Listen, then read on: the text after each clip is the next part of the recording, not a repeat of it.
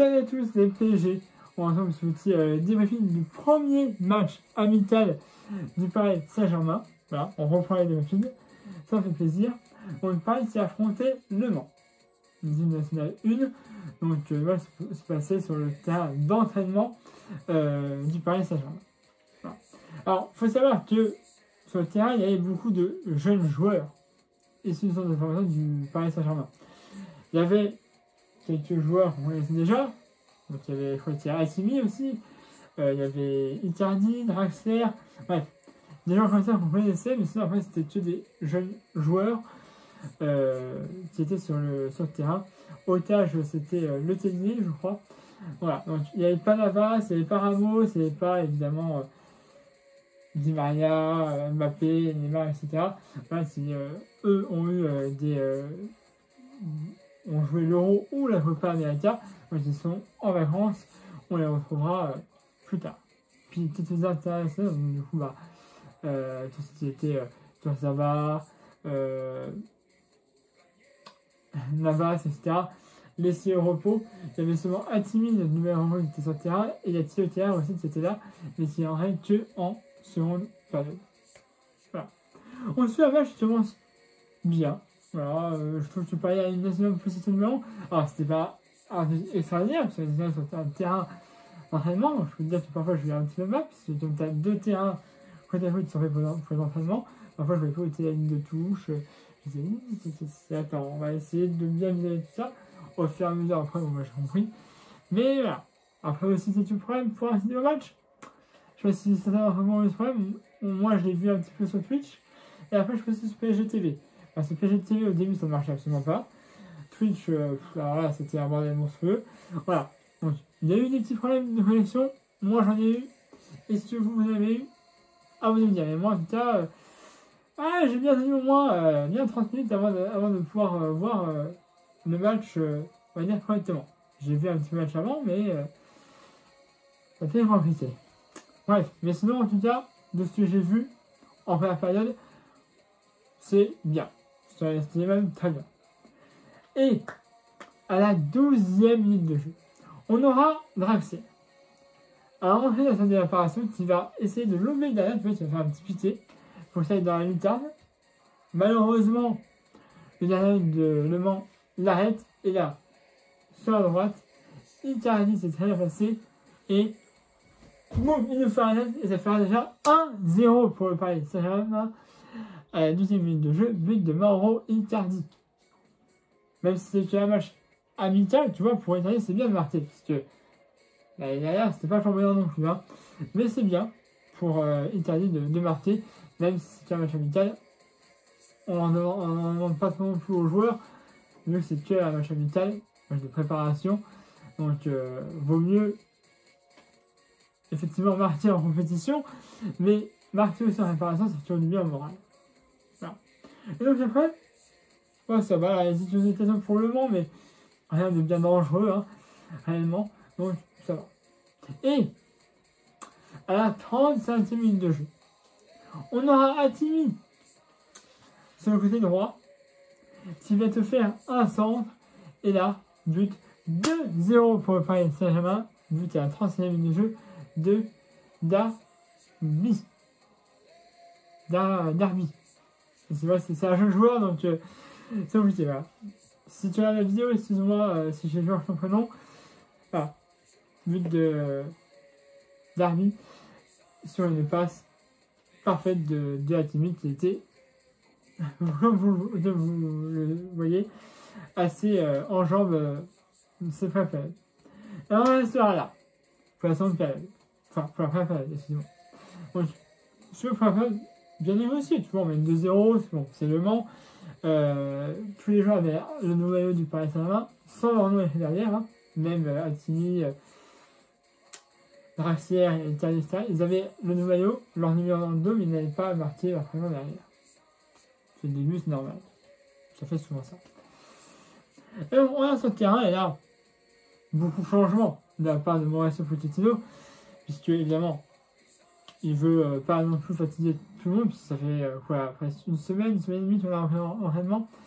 Donc, voilà, tout le monde n'est pas en jambes pour jouer 90 minutes, Mais bon, comme ça, on fait un raid déjà, en plus on menait de 0, donc bien. Voilà. Donc on a fait un raid plusieurs joueurs à la mi-temps, dont Xavier Simon, dont je vais vous parler. Alors, qui reprend, donc, bien. Qui raison pour Paris, pour le moment aussi, mais Xavier Simon, comme je vous l'ai dit, a été très bon en fin de période. Très bon. Et puis, il y a Théa qui est rentré aussi, qui a repris le brassard de top 10. Mais Simon, on l'a bien vu en fin de période, on l'a vu partout. Il a essayé de faire des passes, il a essayé de mettre des buts, voilà. Moi, je veux que Simon a été très bon dans cette seconde période. Et donc quoi, à la 87e minute de jeu, on a une passe, justement. Donc, Xavier Simon, en direction de Fadiga. Et là, ça fait but, et ça fait 3-0 pour le Paris. C'est un but à la 87e minute de jeu de Fadiga. On l'avait un petit peu vu la saison dernière, Fadiga, tu vois. Mais là, il était là, et il marque. Sur une passe magnifique de Xavier Simon.